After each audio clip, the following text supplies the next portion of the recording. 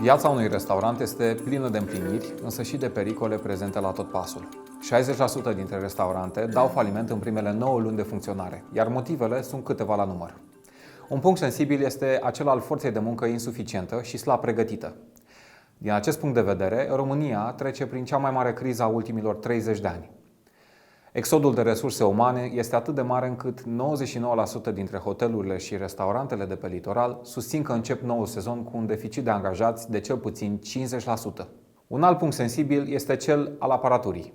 Mulți dintre patronii aflați la început de drum aleg să investească în aparatură de slabă calitate pentru a economisi bani. Problema este că această alegere creează un efect de domino, iar la finalul zilei nu doar că nu economisești, dar ajungi să scoți din buzunar bani în plus. Tocmai de aceea am fost foarte bucuroși când Fresco ne-a propus să realizăm împreună o serie de materiale prin care să scoatem în evidență beneficiile pe care aparatura de calitate o aduce într-un restaurant.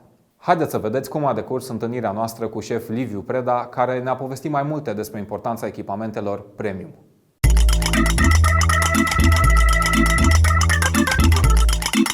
Salutare! Suntem în București, la Fresco Expert.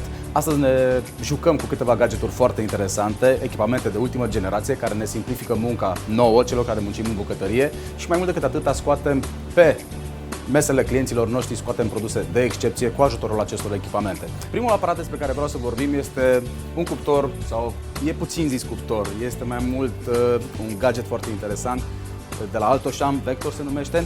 Îl avem în formatul acesta 3 compartimente sau 3 celule, 1, 2, 3. Îl avem cu 2 celule sau de ce nu și cu 4 celule care lucrează independent una de cealaltă.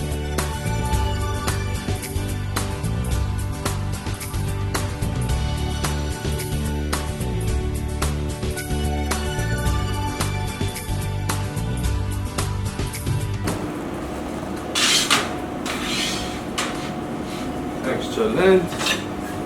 Mușchiulețul nostru de porc. Vreau să testez treaba asta. Eu chiar sunt la modul de provocare, pentru că în mod clasic, într-o tigaie, primul lucru pe care îl arunci în tigaie e ardeiul, pentru că are coaja tare, și ultimul lucru este zucchiniul, pentru că are cea mai mare concentrație de apă. Și atunci le pui la faze diferite. Dar, tocmai asta este ideea. Hai să testăm Alto-Shaam Vector și să vedem ce știe să fac. La 100 de grade. Puiul la 180, mușchiulețul de porc 140, să vedem. Și scoatem de la cuptor, da? Oh, happy day! Bă, dar e gătit absolut perfect. Juicy.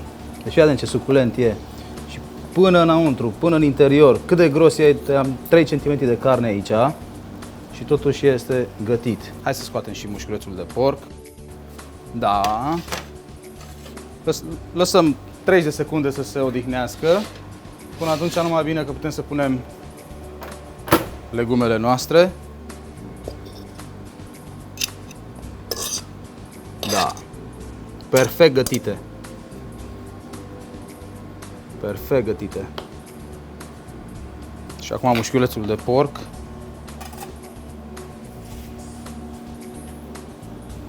Vrei să vezi perfecțiunea? Uite cum arată.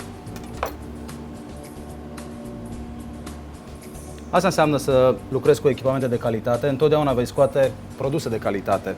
Sunt de-a dreptul surprins, plăcut de modul minunat în care s-au gătit aceste preparate. Și până la urma urmei, foarte simplu. 12 minute, perfecțiune, Alto-Shaam. Se pare că e combo-ul perfect. Nu știu, mie îmi place. Îmi place puiul suculent, gătit perfect, 4 cm grosime, mușchiulețul de porc. Ok, o crustă de ierburi, o crustă de piper, crusta noastră sau mantia noastră de prosciutto. Da, toate ajută, dar până la urma urmei, cred că cel mai mult ajută echipament. Asta e provocarea, un echipament 2019 revoluționar. Vă mulțumesc!